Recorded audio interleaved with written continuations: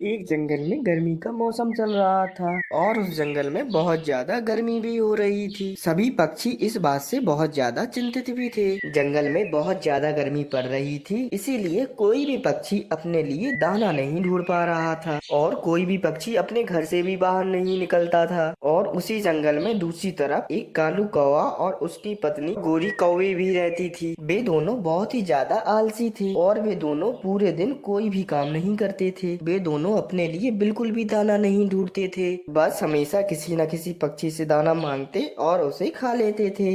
अरे गोरी कौवी, मेरा तो बिल्कुल भी मन नहीं है। देखो कितनी गर्मी हो रही है, मैं बिल्कुल भी नहीं जाऊंगा बाहर दाना ढूंढने। अरे लेकिन तुम दाना नहीं ढूंढोगे तो हम पूरे दिन क्या खाएंगे? अरे वो मुझे नहीं पता, अगर तुम्हें दाना ढूंढना है तो तुम बाहर चली जाओ। मैं तो इतनी गर्मी में बिल्कुल भी नहीं जाऊंगा बाहर। अरे कालू, तुम तो हमेशा ही ऐसा करते हो। अरे तुम तो धरती पे बोझ हो, बोझ। दूसरों के पति को देखो, वो पूरा दिन दाना ढूंढते हैं और लाकर अपने पूरे परिवार को खिलाते हैं, परंतु तुम तो कभी भी मेरे लिए दाना नहीं ढूंढते। अरे तुम भी तो कौन सी बहुत ज्यादा महान हो, तुम भी तो पूरा दिन कुछ भी नहीं करती हो, बस हमेशा इस घोंसले में ही लेटी रहती हो। तुम तो सुबह उठकर मुंह तक भी नहीं धोती हो और तो और अपने अंडों का भी ख्याल सही से नहीं रख पाती हो। बस पूरा दिन लेटे लेटे आराम ही करती रहती हो इस घोंसले में और मुझे बोल रही हो कि मैं कोई काम नहीं करता। अरे कालू, नहीं जाना तो नहीं जाओ, लेकिन ऐसे इल्जाम तो नहीं लगाओ कम से कम। अरे कौवी, ये बात तुम भी जानती हो और मैं भी जानता हूँ कि हम दोनों बहुत ही ज्यादा आलसी हैं। हमने तो अपनी पूरी जिंदगी ही दूसरों से मांग कर दाना खाया है, तो हम अब ऐसे कैसे काम कर सकते हैं। अरे हाँ कालू, हमें कोई अच्छा सा विचार सोचना पड़ेगा जिससे हमें अपने घोंसले में बैठे बैठे ही खाना मिल जाए। अगले दिन बहुत ज्यादा गर्मी होती है और उन दोनों ने बिल्कुल भी भोजन नहीं खाया होता है और वे दोनों बहुत ज्यादा भूखे भी होते हैं। अरे कौवी, मुझे तो अब बहुत ज्यादा भूख लग रही है, मुझे तो समझ नहीं आ रहा कि अब मैं क्या करूं। अरे कालू, मुझे भी बहुत तेज भूख लग रही है। आप जाओ और दाना लेकर आओ ना। फिर कौवा अपने घोंसले में पड़े अंडे को देखकर कहता है, अरे कौवी, मेरा भूख और गर्मी से तो बहुत ज्यादा सर चकरा रहा है। अगर ये अंडा हमारा नहीं होता तो पता नहीं मैं कब का इसे खा चुका होता। अरे कालू, लेकिन ये हमारा अंडा है, हम इसे बिल्कुल भी नहीं खा सकते हैं। फिर बहुत ज्यादा गर्मी होने के कारण वो अंडा वहीं पर फ्राई हो जाता है और वे दोनों उसे देखकर बहुत ज्यादा चौंक जाते हैं। अरे कौवी, ये देखो हमारे अंडे को क्या हो गया है, और इसे देखो तो जरा, ये दिखने में कितना ज्यादा स्वादिष्ट लग रहा है। फिर ये कहकर वो कौवा उस अंडे को फौरन से खाने लगता है। आम नाम। अरे कौवी, ये तो बहुत ज्यादा स्वादिष्ट है, ये अंडा तुम्हारा ही है ना। अरे कालू, ये तुम क्या कर रही हो? ये तो हमारा अंडा है। अरे हाँ कौवी, लेकिन देखो ना, अब ये अंडा तो बिल्कुल बेकार हो चुका है। चलो चलो, अब तुम भी इसे खा लो, कम से कम फिर हम भूखे तो नहीं रहेंगे। फिर क्या था, वो कौवा और कौवी दोनों ही उस अंडे को खाने लगते हैं। फिर क्या था, देखते ही देखते वो दोनों उस अंडे को पूरा खा जाते हैं।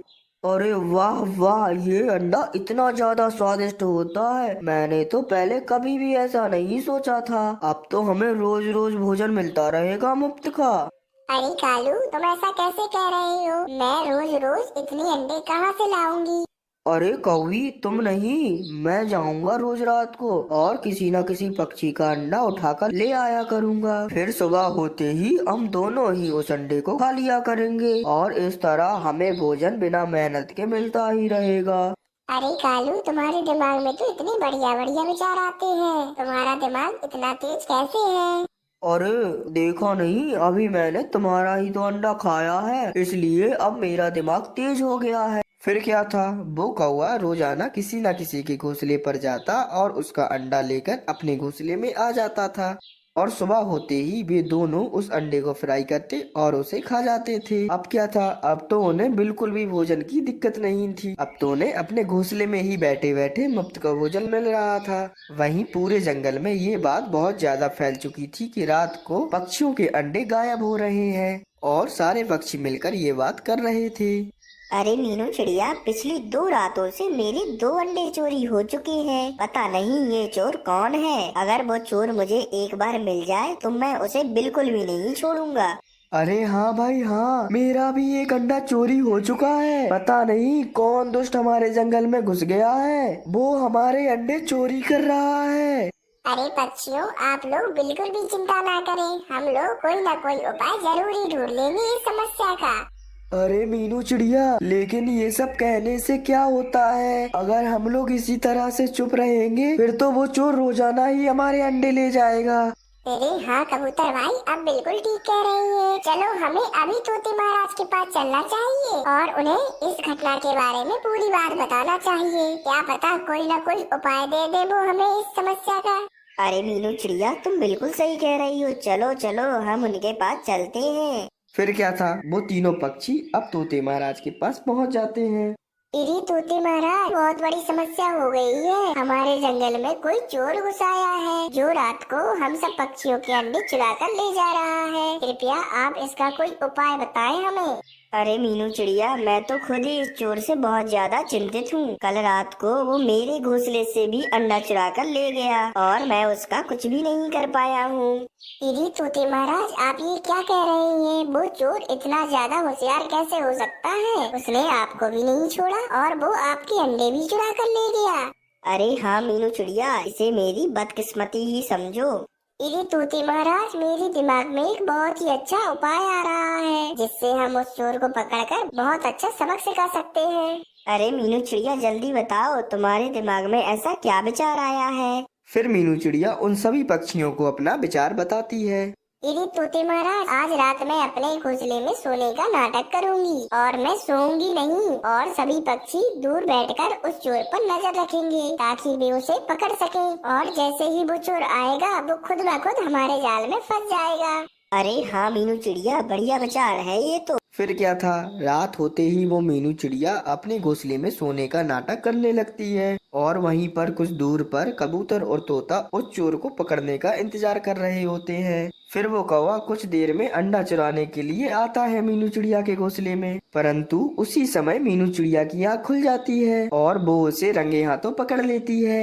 अरे तोते भाई, कबूतर भाई, जल्दी से इधर आओ, ये कौवा ही चोर है, मैंने इसे रंगे हाथों पकड़ लिया। फिर वो तोता और कबूतर मीनू चिड़िया के घोंसले के पास आकर बैठ जाते हैं।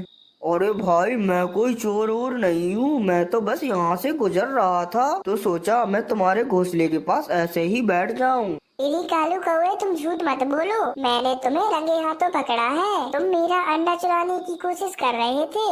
अरे हाँ हाँ कौवे, मैं भी तुम्हें दूर से देख रहा था। चलो अब तुम तोते महाराज के पास चलो, वो ही तुम्हें सबक सिखाएंगे सही से।